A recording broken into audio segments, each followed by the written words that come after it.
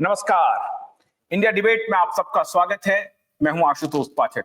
मित्रों, आज मोनोलॉग नहीं करूंगा। आज वाकई में डिबेट नहीं, डायलॉग करने वाला हूं और देश के ऐसी शख्सियत के साथ डायलॉग करने वाला हूं जिसे आपने हमारे नेटवर्क पे पहले देखा है। दूसरी दफा हमारे नेटवर्क पे वो अपीयर हो रहे हैं। देश के जाने माने फिल्म प्रोड्यूसर हैं, डायरेक्टर हैं, राइटर हैं और इनकी फिल्मों ने भारत नहीं पूरी दुनिया में धमाल मचाया है। लेकिन शायद आम दर्शकों के लिए उस तरह से उपलब्ध नहीं रहा, क्योंकि इनकी फिल्में किसी थिएटर में जाकर के नहीं लगी और लोगों ने टिकट खरीद के फिल्मों को नहीं देखा है। ये फिल्म बनाते हैं आपको हालांकि इन्फॉर्म करने के लिए, आपको बताने के लिए सही बात क्या है, सच क्या है, उसको आपके सामने लाने की पूरी कोशिश करते हैं। मैं आज जिस बिंदु पर चर्चा करने जा रहा हूं, जिस विषय पे चर्चा करने जा रहा हूं, मैं एक बार दोबारा अपने सभी मुस्लिम भाई बहनों से हाथ जोड़कर विनती करता हूं कि आप किसी भी रूप में हमारे इस कार्यक्रम से या हमारी इस चर्चा से ऑफेंडेड फील मत कीजिएगा। कोई भी हमारा जो विचार है वो किसी एक धर्म के खिलाफ नहीं है, लेकिन उनकी जो कट्टरता है, उनकी जो गड़बड़ियां हैं, और मैं कई बार बोल चुका हूं कि हमारे देश में जितने मुस्लिम भाई बहन हैं वो सभी सनातनी हैं, उनका 100% कन्वर्जन हुआ है और इसलिए हम उसे अपने से अलग नहीं मानते हैं। दुनिया में एक हवा चल पड़ी है और सारे इस्लाम की जो कट्टरता है, इस्लाम की जो गड़बड़ियां हैं, उसको छोड़ करके लोग अब सनातन की दिशा में जो जहां हैं अलग अलग इस्लाम को छोड़ रहे हैं, कट्टरता को छोड़ रहे हैं और दूसरे धर्मों को, दूसरे विचारों को, दूसरी आस्था को या तो अपना रहे हैं या वो किसी धर्म को नहीं अपना रहे हैं, लेकिन इस्लाम को छोड़ने के लिए बड़ी तेजी से लालायित है। इसलिए आप ये मत समझिएगा कि हम कोई ऐसा कैंपेन कर रहे हैं जो आपके खिलाफ है। आप हमारे भाई बहन उसी रूप में बने हुए हैं। आपके प्रति हमारा जो प्रेम है वैसा ही है और आगे भी रहेगा। अब ये टेक्नोलॉजी और आर्टिफिशियल इंटेलिजेंस कैसे इस्लाम की कट्टरता का बुर्का उतार रहा है, इसी विषय पे चर्चा करने के लिए, जिसके बारे में हमने आपको बताया, श्री मयंक जैन साहब बहुत बड़े फिल्म प्रोड्यूसर, ऑथर हमारे साथ जुड़ रहे हैं, समाज से भी जुड़ रहे हैं। जबरदस्त उन्होंने समाज को अपनी कृति भेंट करके काम किया है। बहुत स्वागत है मयंक जैन साहब, दूसरी दफा क्यूवाइब नेटवर्क पे बहुत बहुत स्वागत है मयंक जी। मयंक जी, इसके पहले की और भूमिका ना बांधूं, एक तो मैं चाहता हूं कि आपने जो फिल्म बनाई है उसके बारे में थोड़ा बता दें और उसके बाद जो हमारा विषय है उस पर हम चर्चा करेंगे। देखिए, फिल्म जो हमने बनाई है उसका नाम है crimson crescent the last quarter और ये 105 मिनट की फिल्म है। ये फर्स्ट पार्ट है, इसके बाद इसके 2 पार्ट और आएंगे। और बेसिकली मैंने 20 साल पहले एक फिल्म बनाई थी, उसका नाम था Bangla crescent ISI madrasas and infiltration. वो 20 साल पहले बनाई थी और आदरणीय KPS गिल जी ने उसको रिलीज किया था। उनके साथ थे RK ओरी साहब और प्रकाश सिंह जी, जो कि BSF के चीफ रह चुके हैं। तो बहुत अच्छा हमको रिस्पांस मिला था। उसमें हमने एक्सपोज किया था, क्योंकि हमको ये बताया जाता था बार बार कि जी हिंदूज जो हैं वो तो कम्युनल हैं और जो इस्लाम है वो सेकुलर है। इस्लाम के साथ जो अलायंस थी कम्युनिस्टों की, उसका सारा आइडियोलॉजिकल डिफेंस ऐसे तैयार किया था कम्युनिस्टों ने तो देखिए पार्टीशन भी करवाया था भारत का। जो अधिकारी थीसिस थी उसके अनुसार पार्टीशन भी हुआ था। तो सारा जो आइडियोलॉजिकल बेसिस कम्युनिस्टों ने दिया था वो ये दिया था कि देखिए कि ये सब जो हिंदुइज्म है ये तो बहुत ही कम्युनलिज्म है, ये तो बहुत ही कट्टर लोग हैं। तो मतलब जो शांति का मैसेज देता है, जो कहता है कि सारे धर्म एक हैं, जो अलग अलग तरीके से आप अपने भगवान को पूज लीजिए, वो तो हो गया कम्युनल। और सेकुलर कौन हो गया? जो कहता है कि नहीं जी एक ही भगवान होना चाहिए, दूसरा कोई भगवान का नाम लिया तो हाथ कर देंगे, वो हो गया सेकुलर। तो जो ये इक्वेशंस थी ये हेवीली लोडेड थी अगेंस्ट हिंदुइज्म, और केवल कम्युनिस्ट नहीं, नेहरूइज्म में कम्युनिज्म, इस्लाम और क्रिश्चियनिटी, इन तीनों आइडियोलॉजीज का समावेश था अकेले नेहरूइज्म। और नेहरूइज्म का इस्लामिज्म के साथ गहरा संबंध था, जो कि आज हमको कांग्रेस में और जो अन्य पार्टीज हैं उसमें दिखाई देता है। तो वो लोग ये कहते थे कि मदरसे में तो बड़ी प्रोग्रेसिव एजुकेशन होती है और वहां जिहाद नहीं सिखाया जाता। अब मुझे पता था कि वहां जिहाद सिखाया जाता है, क्योंकि मैं सीताराम जी गोयल के साथ जुड़ा हुआ था, रामस्वरूप जी के साथ जुड़ा हुआ था, कई दशकों तक मैंने उनके साथ काम किया। तो मुझे तो मालूम था कि क्या लिखा है किताबों में, क्या लिखा है और पढ़ाया क्या जाता है। अब प्रूफ कैसे लाया जाए? और हिडन कैमरा के मैं सख्त खिलाफ हूँ। मैं आपसे मिलने आया हूँ, आपसे बात कर रहा हूँ, मैं कुछ रिकॉर्ड करके ले जाऊं तो अच्छी बात नहीं है ना। तो हिडन कैमरा भी इस्तेमाल नहीं करना था। तो हम अपना कैमरा लेकर गए, दिल्ली पुलिस हेडक्वार्टर्स के पास ही एक मदरसा था, सबसे पहले वहां से शुरू किया। वहां हमने इंटरव्यूज लिए बच्चों के, टीचर्स के, बड़े प्यार से उन्होंने हमको जवाब दिए, और बड़े ईमानदार होते हैं वो, अपनी जिन चीजों को मानते हैं मदरसे में जो पढ़ाने वाला है और जो बच्चे होते हैं, बड़ी ईमानदारी से अपनी बात को वो मानते हैं खुद और बोलते भी हैं। तो उन्होंने बता दिया सब कुछ, कि जो होता है कि जो हमारे अल्लाह को नहीं मानता, जो अल्लाह को नहीं मानता कि वो एक ईश्वर है, एकमात्र ईश्वर है, और जो उसको काफिर कहते हैं, और उसको हम दावत देते हैं, काफिर को दावा कहते हैं, उसको वो लोग दावत देते हैं कि आप आइए, इस्लाम कबूल करिए। अगर वो दावत को स्वीकार नहीं करते हैं तो फिर जिहाद का ऐलान होता है। तो इतनी सी बात है कि अगर हिंदू दावत स्वीकार कर लें तो जिहाद नहीं होगा। तो ये मैंने सोचा कि शायद ये केवल इसी मदरसे में पढ़ाया जाता होगा। उसके बाद मैं चला गया बंगाल बॉर्डर पे, बंगाल बॉर्डर पे वेस्ट बंगाल की तरफ, वहां पे भी मुझे मदरसे दिखाई दिए। कई मदरसों में मैं गया, रास्ते में हाईवे पे जो मदरसे आ रहे थे, जो हार्डली 50 किलोमीटर दूर थे इंटरनेशनल बॉर्डर से, वहां मैंने इंटरव्यूज लिए, और ठीक बॉर्डर पे भी लिए, इंटरनेशनल बॉर्डर पर, वहां पर ठीक बॉर्डर पर मदरसे और घर बने हुए हैं। पीछे का घर बांग्लादेश में खुला हुआ है, आगे आगे की तरफ का घर इंडिया में खुला हुआ है। वो सब हमने दिखाया उसमें फिल्म में। बड़े बड़े दुख की बात है, बड़े दुख की बात है।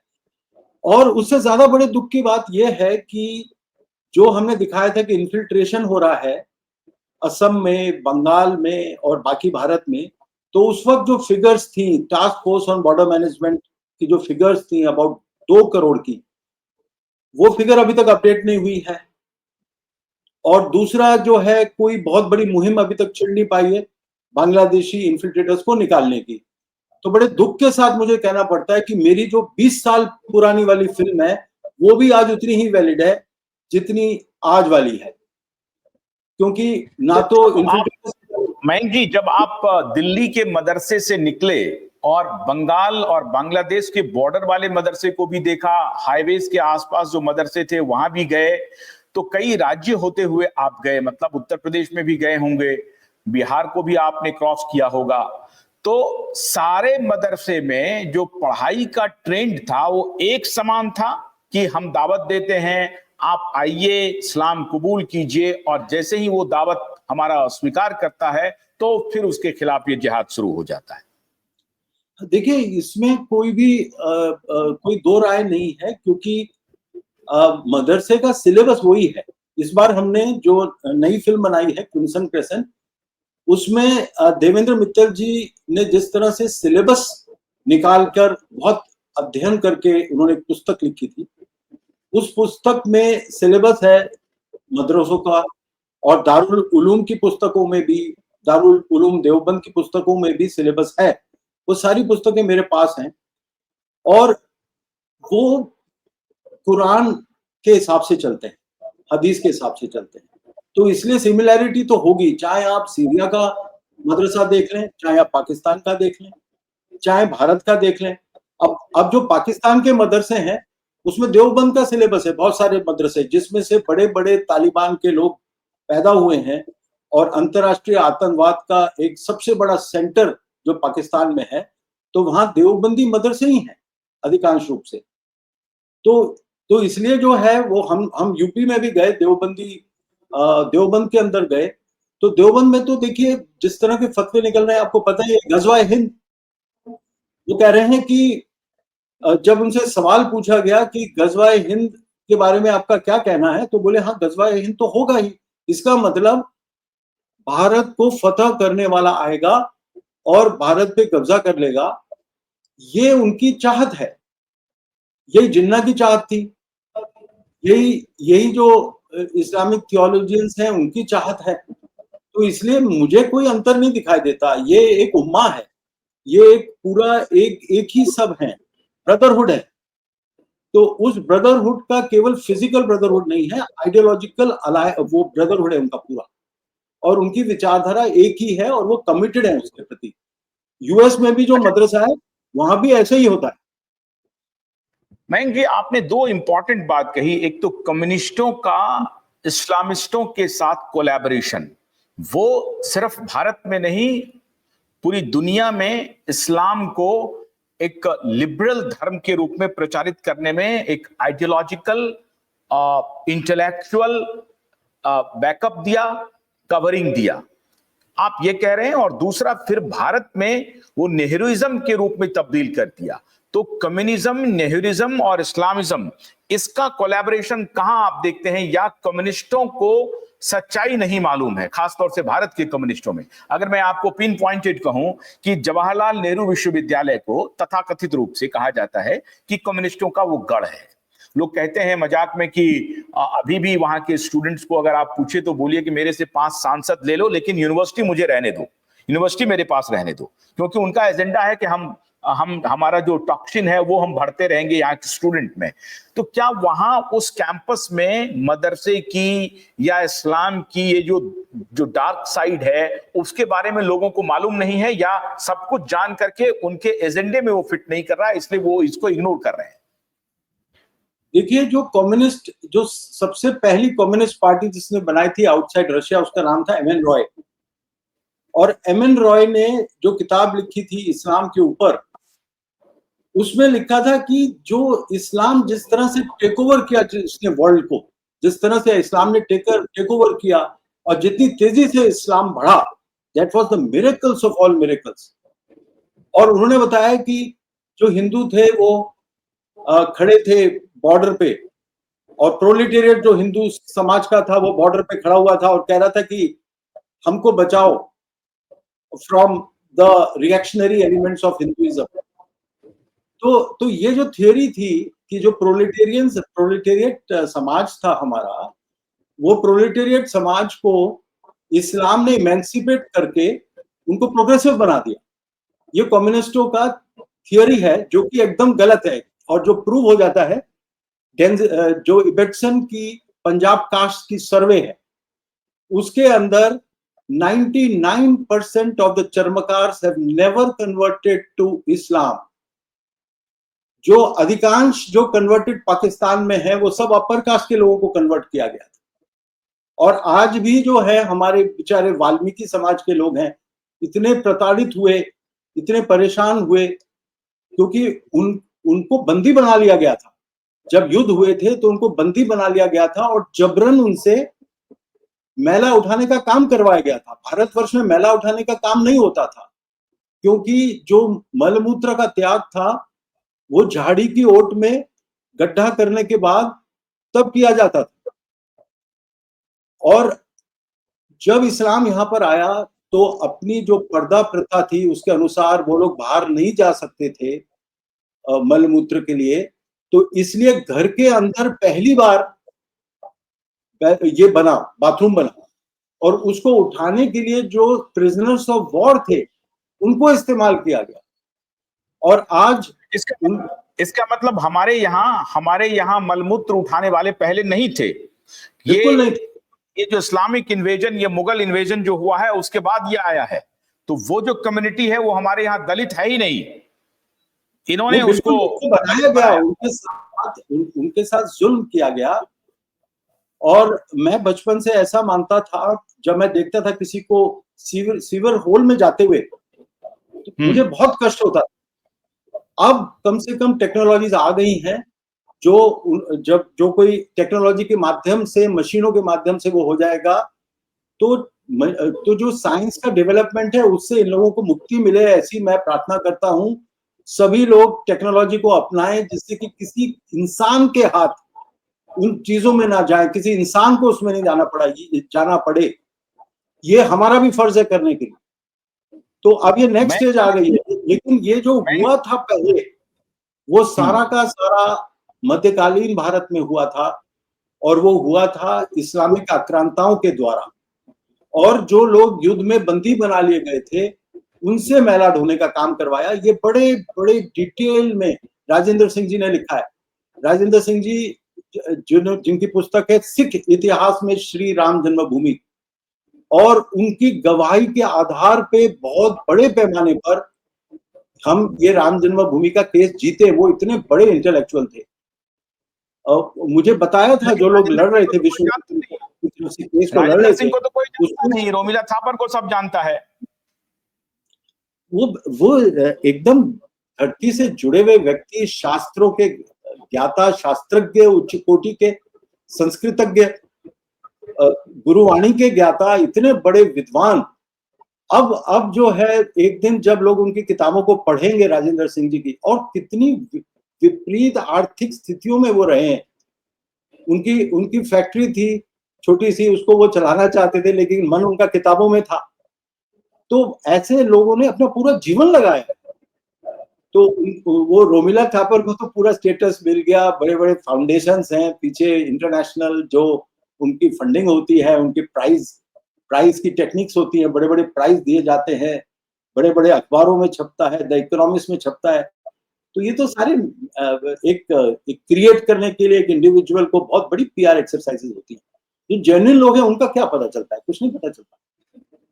मयंक जी, आपने एम एन रॉय का जिक्र किया, तो एम एन रॉय ने जो किताब लिखी कि जो सनातन में या हिंदू धर्म में जो ऑप्रेस्ड क्लास था, उन्होंने इस्लाम को खुले हाथों से स्वीकार किया, और आप कह रहे हैं कि यह पूरी तरह से झूठ है, संपूर्ण हिस्टोरिकल झूठ है। रोल ऑफ इस्लाम उनकी किताब है। सॉरी, आपको इंटरप्ट किया मैंने। वो नाम उस वक्त मैंने नहीं बोला था, इसलिए मैंने सोचा मैं ऐड कर दूं। Historical role of Islam by M N Roy. उसमें उन्होंने इस्लाम को एक प्रोग्रेसिव कल्ट दिखाया था, और उन्होंने बताया था कि जो भारत का प्रोलेटेरिएट है उसको इमेंसिपेट करने वो आया। तो ये जो फॉर्मुलेशंस थे, फाइनली एक मॉरल सुपीरियरिटी प्रदान करते थे। लेनिन ने कहा था कि हमारी आइडियोलॉजी ऐसी होनी चाहिए जिससे कि हम मॉरल सुपीरियरिटी गेन कर सकें। और हर एक 6 महीने बाद वो लोग बैठते थे और देखते थे कि हमको किससे अलायंस करनी चाहिए, हमको आइडियोलॉजिकल अलायंस किससे छोड़ देनी चाहिए, जिससे हमारी मॉरल सुपीरियरिटी बरकरार रहे। तो ये सारा इंटेलेक्चुअल एपरेटस काम करता था। और हम जो हिंदू लोग थे वो हमको पता ही नहीं था इन आइडियोलॉजीज के बारे में। और जो पहला बड़ा काम हुआ वो स्वामी दयानंद सरस्वती जी से शुरू होता है, जो understanding of these ideologies. Swami Dayanand Saraswati का बहुत बड़ा कंट्रीब्यूशन है आर्य समाज का। हम सत्याग्रह प्रकाश जो है वो बहुत इंपॉर्टेंट बुक है स्वामी दयानंद सरस्वती जी की। उसके बाद हम देखते हैं वॉइस ऑफ इंडिया, जो सीताराम जी गोयल और रामस्वरूप जी ने शुरू की, आज भी वो है पब्लिशिंग हाउस। उसने बहुत बड़ी रिसर्च करी, और उन्होंने पहली बार the story of Islamic imperialism in India, उसमें उन्होंने एक्सपोज किया इस्लामिक इंपीरियलिज्म को और उनके एलाइज दिखाए। अब जो ये दिल्ली में राइट्स हुए 2020 में, 2020 में, इसमें सारी इन आइडियोलॉजीज का समावेश एक जगह हो गया। उसमें नक्सलाइट्स भी थे, उसमें इस्लामिस्ट भी थे, उसमें all kinds of anti national elements थे।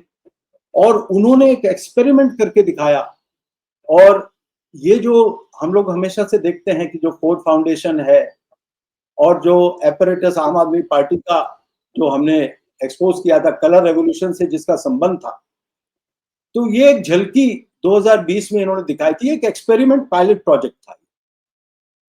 तो जब तक हम लोग इनको नहीं समझेंगे कि ये आइडियोलॉजीज का एक आपस में शादी हुई है, आपस में ये तीनों एक हैं, तब तक हम लोग के कंक्लूजन्स गलत होंगे, हमारी तैयारी गलत होगी। अच्छा, तो आप मयंक जी ये कह रहे हैं कि एम एन रॉय की वो किताब वो इंटेलेक्चुअल पर्सपेक्टिव नहीं था, या एक डिबेट के लिए कोई विषय वो पब्लिक डोमेन में नहीं ला रहे थे, रादर वो बाय डिजाइन एक कॉन्स्पिरेसी था, जहां आप इन तीनों का एमालगमेशन देख रहे हैं। ये तीनों एक जगह आकर के मिल रहे हैं, ये तीनों थ्योरी, देखिए कम्युनिज्म, नक्सलिज्म, और ये जो दूसरा आपने कहा इस्लामिज्म, इस तीनों का मिलन है। And virulent form of Christianity का एक फॉर्म है जो काफी लिबरल हो चुका है। आप वेस्ट में उसको देख सकते हैं, आज वो खुद विक्टिम बन रहा है इस्लामिक इमिग्रेशन का।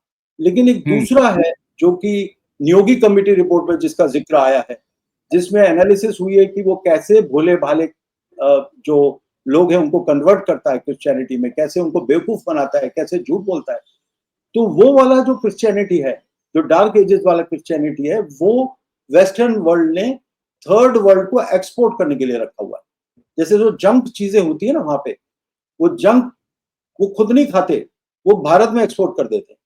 तो इसी तरह जो ये जंक फॉर्म है, जो उन लोगों ने खुद रिजेक्ट कर दिया है, वो लोग खुद चर्चेस में अटेंडेंस 0 हो चुकी है ऑलमोस्ट, इंग्लैंड में और अमेरिका में बहुत बुरा हाल है। चर्चेस बंद हो रहे हैं, मंदिर और मस्जिद उनकी जगह बन रहे हैं।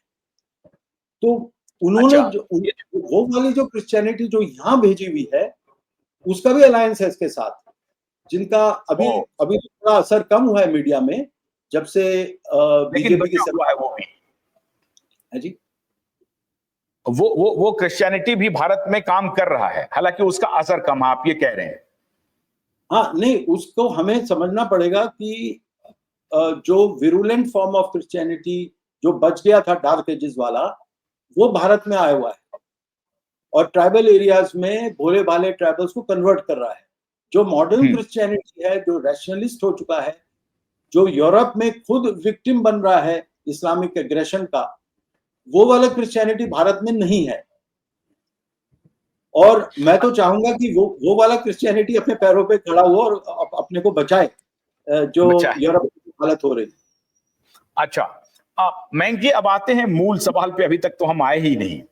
ये आपने कहा कि आपका जो क्रिम्सन क्रेसेंट है, द लास्ट चैप्टर, क्या आपने उसमें इस्लाम के रैशनल होने का कोई जिक्र किया है? और दूसरा, आर्टिफिशियल इंटेलिजेंस और जो नई टेक्नोलॉजी है, वो कैसे इस्लाम को बेपर्दा कर देगा, या उसकी जो कट्टरता है उसको दुनिया के सामने ला देगा, और जो इस्लामिस्ट खुद हैं, जो इस्लाम को फॉलो करते हैं, वो स्वयं ये समझने लगेंगे कि साहब इसमें तो बहुत सारी गड़बड़ी है, हमें इस बात को छोड़ना पड़ेगा और हमें कोई रैशनल अप्रोच लेके चलना पड़ेगा। इसमें कैसे आप क्या दिखाया है आपने, और क्या आप इस बारे में कहना चाहते हैं? देखिए, चाहे कोई जैन हो, चाहे कोई सनातनी हो, चाहे कोई बुद्धिस्ट हो, चाहे कोई क्रिश्चियन हो, नक्सलाइट हो, मुस्लिम हो, इसेंशियली सारे ह्यूमन बींग्स एक ही, और सबके अंदर एक रैशनैलिटी अंदर दी हुई है हमारे अंदर। क्या सही है, क्या गलत है, क्या आर्ग्यूमेंट होना चाहिए, कैसे सच्चाई को बढ़ा जाना चाहिए, ये हर एक इंसान की एक मिशन होती है अंदर से। अब उसको क्लाउड कर दिया जाता है बाय आर्टिफिशियल आइडियोलॉजीज। जब आइडियोलॉजिकल एग्रेशन होता है तो आपकी रैशनैलिटी जो है वो क्लाउड हो जाती है, और रैशनैलिटी जो है वो फंक्शन करना जैसे ही बंद कर देती है, तब आप एक्सट्रीम चीजों की तरफ बढ़ने लगते हो। तो यही किया है इन आइडियोलॉजीज ने, इन मदरसों के द्वारा जो रैशनल फैकल्टी है बच्चों की, उसको उन्होंने उजागर नहीं होने दिया। लेकिन उस जमाने में क्या था, पहले जमाने में क्या था कि उनको जो इंफॉर्मेशन उनके मदरसे ने दे दी या माता पिता ने दे दी, वो ही वहीं तक सीमित था। लेकिन जैसे कि एक मैं आरिफ नाम के एक्स मुस्लिम से बात कर रहा था, जिनका इंटरव्यू मैंने इस फिल्म में डाला, तो उन्होंने बताया कि मरियम नमाजी के बारे में उन्होंने बताया। मरियम नमाजी एक एक्स मुस्लिम है जो कि ईरान की है, लेकिन रहती यूके में है फिलहाल। उसने ये कहा है कि जो प्रिंटिंग प्रेस ने क्रिश्चियनिटी के साथ किया, वही इंटरनेट इस्लाम के साथ करने जा रहा है और इस्लाम के साथ प्रिंटिंग प्रेस जब आई तो जो डार्क एजेस के वक्त जब प्रिंटिंग प्रेस आई तो जो ये बोलते थे कि भाई सन सेंटर में है, यूनिवर्स ये फ्लैट है, अर्थ फ्लैट है, फिर गैलीलियो ने कुछ बताया, कोपरनिकस ने कुछ बताया, उनको मार देने की बात हुई। तो उसके बाद जो उनके आइडियाज थे वो लोगों के पास प्रिंटिंग प्रेस के माध्यम से लाखों लोगों के पास पहुंच गए और जो डार्क एजेस वाली जो थियोलॉजी थी वो कोलैप्स हो गई और रेनेसांस आ गया। पूरा जो क्रिश्चियन वर्ल्ड है वहां पर रैशनैलिटी और साइंस का रेवोल्यूशन आ गया। तो इनका कहना है मरियम नमाजी का कि जो प्रिंटिंग प्रेस ने किया वो इस्लाम के लड़कों के साथ इंटरनेट कर रहा है और इसका नतीजा देखिए 94% इंटरनेट एक्सेस है ईरान में, काफी जबरदस्त इंटरनेट एक्सेस है। और गमान GAMAAN गमान का जो सर्वे है 2020 का वो बताता है कि 47% of Iranians have reported that they are not believing in any religion। क्या बात कर रहे हैं आप? हाँ जी, ये तो बात ब्रेकिंग खबर दे रहे हैं आप। 49% और 54%। 47% Gaman 2020 47% of the Iranians say that they do not believe in any religion। लगभग 50% लोग। और 68% Iranians they reject theocratic governance। theocratic governance नहीं होनी चाहिए। और 72% Iranians they oppose hijab। और देखिए टाइम मैगजीन में लिखा है कि 2004 और 2014 के दरमियान पाकिस्तान में जो सपोर्ट था सुसाइड बॉम्बिंग के लिए वो 41% से 4% पे आ गया। 2014 में 2004 में 41% लोग पाकिस्तान में सुसाइड बॉम्बिंग को सपोर्ट करते थे। 2014 में ये संख्या 4% है। अब देखिए इसमें ना तो विश्व हिंदू परिषद ने कुछ किया है, ना RSS ने कुछ किया है, ना बीजेपी ने कुछ किया है। तो अब ये बाद में क्रेडिट ले लें तो मुझे पता नहीं, लेकिन फिलहाल इन्होंने कुछ किया। अच्छा तो ये पहुंच जाएंगे वहां क्रेडिट लेने के लिए कि ये मैंने किया है। लेकिन इन्होंने कुछ भी नहीं किया। आप ये कह रहे हैं कि 2004 में 5 में 41% लोग कहते थे कि हाँ सुसाइड बॉम्ब अगर कोई बन जाता है, बॉम्बर बनता है, कहीं जाकर के किसी की हत्या कर देता है तो ये अच्छी बात है, कोई बात नहीं है, वो उसको 72 हुर्र मिल जाएगा। लेकिन आज के दिन में वहां 4% लोग भी इस कृत्य को सपोर्ट नहीं कर रहे हैं। 2014 में हो सकता है कि अब ये 0 हो गई हो संख्या। अब अच्छा, ये 2014 में आते आते 4% हो गया। 2014 में कहते हैं 4% है, 2014 में 4% है। और ये कोई भी अभी गूगल कर ले, जो भी देख रहा है प्रोग्राम, टाइम मैगजीन लिखिए, पाकिस्तान लिखिए, सुसाइड बॉम्बिंग लिखिए, सपोर्ट लिखिए, आ जाएगा आपके पास डेटा। तो और ये टाइम मैगजीन को ही तो ये सारे कम्युनिस्ट मिलकर के उनको कहते हैं यही मक्का मदीना है। हाँ जी, मैगजीन जॉर्डन में सपोर्ट किया, जॉर्डन में सॉरी यस हाँ बोलिए आप बोल प्रोसीड करिए जी। तो ये जो चीजें हैं जो इंटरनेट एक्सेस से हो रही है, ये बहुत बड़े पैमाने पे फर्क ला रही है लोगों में। क्योंकि क्या था कि अब आप मान लीजिए इंटरनेट नहीं है, आप किसी मौलवी साहब से ही पूछ सकते हैं सवाल, तो आप ऐसा सवाल हरगिज नहीं पूछेंगे जिससे मौलवी जी को क्रोध आ जाए और आपको डर लगेगा कि कहीं मौलवी जी डंडा ना मार दें। लेकिन अब जब आप इंटरनेट पर अपना कमरा बंद करके बैठे हैं और आपको डर नहीं है कि कोई मौलवी का छोटा भाई आके देख लेगा, तो आप उस मोबाइल में सब कुछ सर्च कर सकते हैं बंद कमरे में। तो अब वो सीक्रेसी और प्राइवेसी की जरूरत नहीं रही। तो जो हैवी हैंडेडनेस थी, जो हेवी हैंडेडनेस थी कि भाई आपको ये इंफॉर्मेशन के बारे में सवाल पूछना ही नहीं है, वो वाली हेवी हैंडेडनेस वो इंटरनेट ने खत्म कर दी। अब हमारा कहना है कि भाई इंटरनेट से 10⁻6 पावर जो है वो एआई में है, क्योंकि जब मैं एआई में सर्च करता हूं तो मुझे 300 वेबसाइट्स की समरी मिल सकती है अगर मैं मांगता हूं तो। मैं कहूंगा कि केवल मुझे टाइम मैगजीन का मत बताइए, मुझे 2005 से लेकर 2025 तक जितने मेजर पब्लिकेशंस हैं उन सब में इस विषय पे क्या लिखा है मुझे बताइए। कितने सर्वे हुए हैं, कितने लोग जो हैं वो प्रोग्रेसिव आइडियोलॉजी की तरफ आ रहे हैं, या मेरे में एक क्वेश्चन आ रहा है कि ये सवाल क्यों मुझे नहीं पूछने देते मौलवी जी मुझे। मान लीजिए मैं यही डाल दूं उसमें तो वो बताएगा कि वो एक क्लोज आइडियोलॉजी है और उसमें सवाल पूछने की इजाजत नहीं है, और आप अगर सवाल पूछेंगे तो आपको सजा मिल सकती है। वो बता देगा एआई। एआई को किसी की शर्म नहीं है, एआई को किसी से डरना नहीं है, एआई को किसी का डर नहीं है। तो एआई निर्भीक होके उच्च कोटि के ब्राह्मण की तरह वो अपना श्लोक बोल देता है।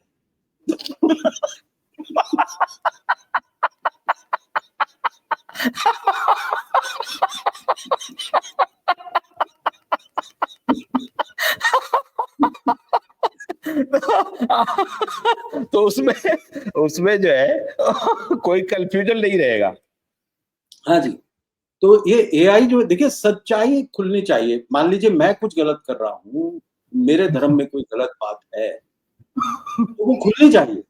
वो उसमें पता होना चाहिए कि ये चीज, और हमारे यहाँ देखिए, हमारे यहाँ क्वेश्चन करने का अधिकार है, हमारे यहाँ ये भी अधिकार है सनातन धर्म में, आप ईश्वर को माने या नहीं माने आपकी मर्जी, कोई आपको फोर्स नहीं कर सकता।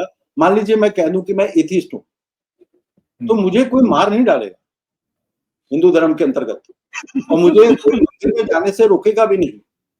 मैं ये भी कह सकता हूँ कि साहब हाँ, ये जरूर है कि मुझे निरादर नहीं करना चाहिए जाके, और मुझे भी करना नहीं चाहिए। इस्लाम से मेरे डिफरेंसेस कुछ भी हो, लेकिन अपशब्दों का प्रयोग, किसी के साथ अननेसेसरी बदतमीजी करना या उसको हर्ट करना, ये नहीं होना चाहिए। तो क्वेश्चंस हमारे यहाँ पूछे जाने चाहिए, और मैं मुस्लिम जो बच्चे हैं उनसे कहूंगा कि आपके मन में जितने सवाल आते हैं उसका उत्तर आपको मिलना चाहिए, और चाहे वो इंटरनेट से मिले, चाहे वो एआई से मिले, चाहे आपके किसी बड़े व्यक्ति से मिले जो आपके घर में है, तो आपका अधिकार है। आप ये सवाल पूछ सकते हैं कि भाई मेल को ये अधिकार क्यों है कि आपने तलाक तलाक तलाक कह दिया और आपको अपनी पत्नी से डिवोर्स मिल गया। हाँ बिल्कुल इस बिल्कुल। कहने से ही आपको तलाक मिल गया। ये तो कोई भी मुस्लिम बच्चे बच्ची पूछेंगे ना, कि भाई बहनें तो पूछेंगे कि हमारे साथ ऐसा क्यों हो रहा है, और हमारे साथ ये अन्याय क्यों हो रहा है। वो सवाल तो पूछना ही चाहिए, उनको सवाल तो पूछना ही चाहिए, और जो मौलवी जी हैं उनको बिना क्रोध किए उत्तर देना चाहिए। उनको देखिए, इमरजेंसी नहीं लगा सकते आप किसी के आइडियाज के ऊपर, और बहुत दिनों तक आप किसी को कैद नहीं रख सकते आइडियाज। मूर्ति पूजा करने वाले काफिर हैं, उसको धरती पर रहने का अधिकार नहीं है, उसका कत्ल कर देना है, ये भी आ जाएगा जानकारी। हाँ बिल्कुल। देखिए, जो इनको मदरसों में पढ़ाया जाता है उसके अंदर तौहीद नाम का एक कॉन्सेप्ट होता है, जिसके अंदर तौहीद में ये होता है कि केवल अल्लाह एकमात्र ईश्वर है, और उसके अलावा दूसरा कोई टी गॉड जो है वो अल्लाह है। तो अगर अब आप दूसरा कोई गॉड बनाएंगे, आपने एक आइडल बना लिया, तो क्योंकि उस बच्चे को ये सिखाया है कि गॉड सिर्फ अल्लाह है, तो जब आप अपना गॉड बताएंगे तो ऑब्वियसली वो गॉड, उसको बताया गया है कि ये फॉल्स गॉड है।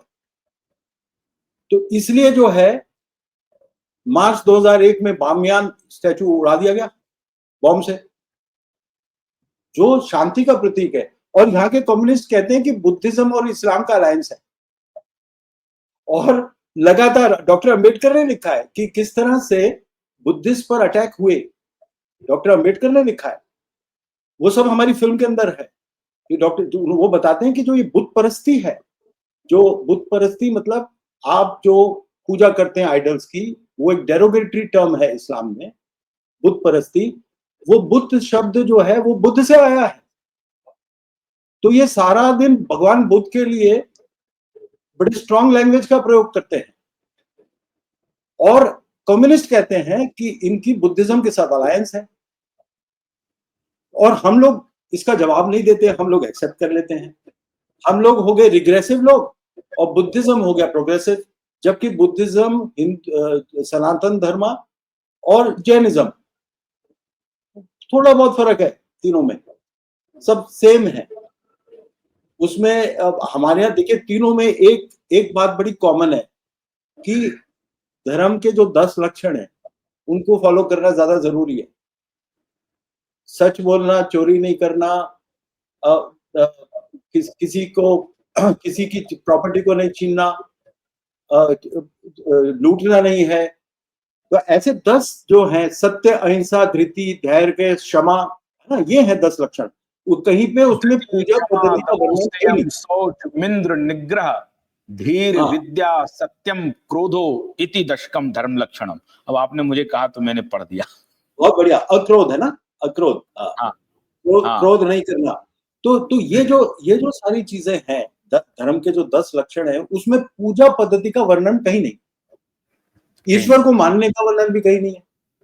आपका बिहेवियर ठीक होना चाहिए, आप क्रोध ना करें, आप चोरी ना करें, सत्य बोले, तो ये तो आप धार्मिक हो गए।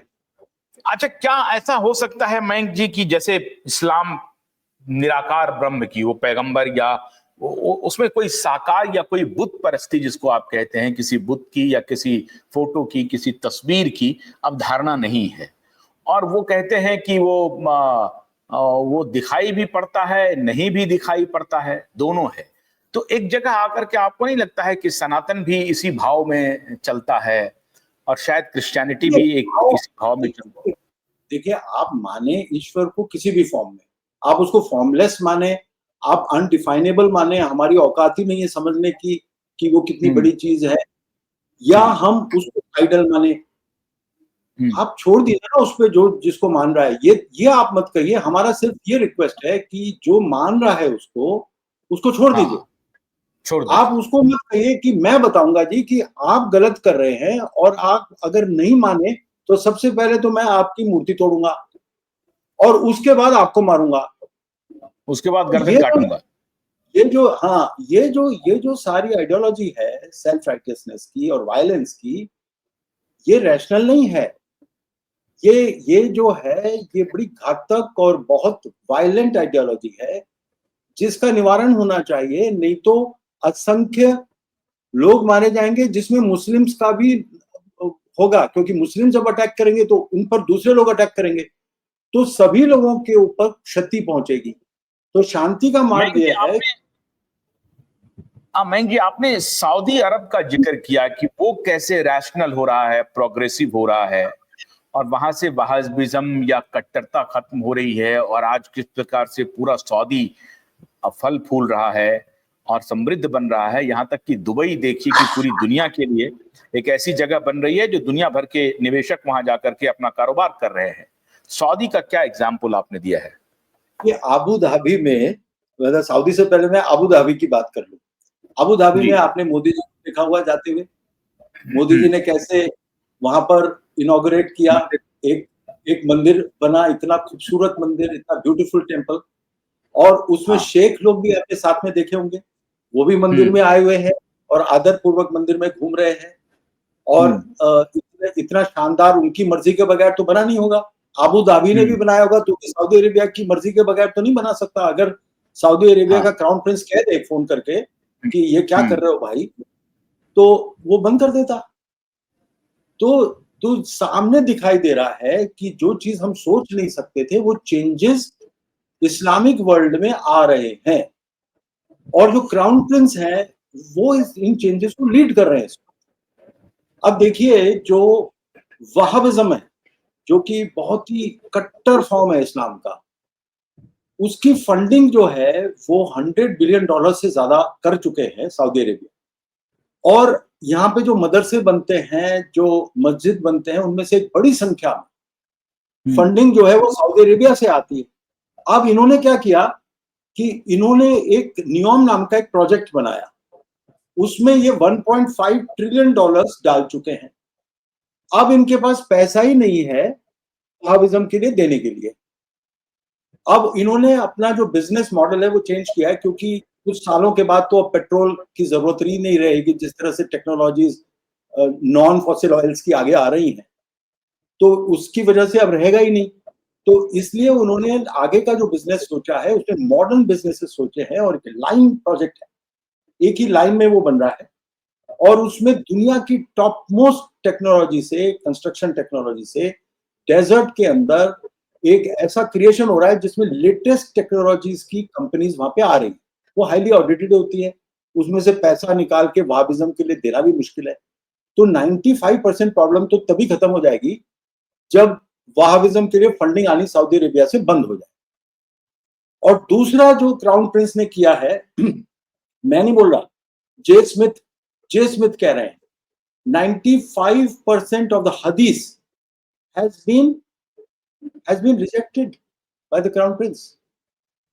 तो आज जो है वहां पर उसे विमेन को फ्रीडम मिलनी शुरू हो गई, विमेन जाने लग गए इधर उधर, और कई सारी जो इस्लाम से संबंधित चीजें हैं वो एकदम मॉडिफाई हो रही हैं। वहां पर अलाउ किया जा रहा है नॉन मुस्लिम्स को भी, बहुत सारी फ्रीडम मिल रही है, और नकेल कसी जा रही है ऐसे एक्सट्रीमिस्ट ऑर्गेनाइजेशंस की। तो जो क्राउन प्रिंस कर रहे हैं वो एक बहुत बड़ी रेवोल्यूशन को हेड कर रहे हैं, और ये रेवोल्यूशन जो है वो धीरे धीरे परकुलेट होगा। सबसे बाद में शायद इंडिया और पाकिस्तान में आएगा परकुलेट होके, लेकिन काम वहां पर शुरू हो गया है। तो आपका ये कहना है कि टेक्नोलॉजी, आर्टिफिशियल इंटेलिजेंस ने एक प्रकार से मजबूर कर दिया है न सिर्फ इस्लाम को बल्कि सारे धर्मों को रैशनल होने के लिए, और इसका असर इस्लाम पर इसलिए पड़ेगा क्योंकि वो सबसे ज्यादा ऑर्थोडॉक्स है। आज भी वो बदलने के लिए तैयार नहीं है। कम से कम भारत और पाकिस्तान के मुसलमान तो बिल्कुल बदलने के लिए तैयार नहीं है। ऐसा नहीं है, भारत और पाकिस्तान का मुसलमान बहुत तेजी से बदल रहा है। और आपने जो एग्जाम्पल दिया कि पाकिस्तान में 2014 तक जो है सुसाइड बॉम्बर को सपोर्ट करने वाले 4%, अब तो कम से कम 0 पे हो चला गया है। तो पाकिस्तान भी प्रोग्रेसिव हो रहा है, और भारत में भी जो ये देमबंदी और मदरसों की जो ये चल रही थी फैक्ट्री, वो भी अब खत्म होने वाली है। और टेक्नोलॉजी और आर्टिफिशियल इंटेलिजेंस इस्लाम का जो कट्टर बुर्का है उसको बाहर उतार के फेंक देगा, और ये मजबूरी होगी कि इस्लाम को रैशनल होना ही पड़ेगा। और रैशनल का मतलब है सह अस्तित्व, सहयोग, सबके साथ मिलजुल करके रहना, जिहाद करना। हमारे धर्म में आ जाओ, मान लो हमें, नहीं तो हम तुम्हारा सर कलम कर देंगे, सर तन से जुदा कर देंगे। ये चलने वाला नहीं है। तो हम एक तो आपको बहुत शुभकामना देते हैं मयंक जी, आपके फिल्म को देखने के लिए हम लोग व्यग्र हैं, और मैं चाहूंगा कि आपने मुझे भेजा भी है, और 1-2 दिन में मैं उसकी क्लिप्स निकाल करके जब आप रिलीज करेंगे और आप जब हमें अनुमति देंगे तो मैं अपने नेटवर्क पे उस फिल्म को चलाऊंगा भी। और मैं आपसे एक और अनुरोध कर रहा हूं कि आप रेगुलर हमारे साथ आएं, ताकि हमारे दर्शक आपका जो नॉलेज है, आपका जो अनुभव है, वो हमारे दर्शक देख सकें, पूरा देश जान सके। तो बहुत बहुत शुक्रिया मयंक जैन साहब, हमसे बात करने के लिए बहुत बहुत शुक्रिया, धन्यवाद। नमस्कार।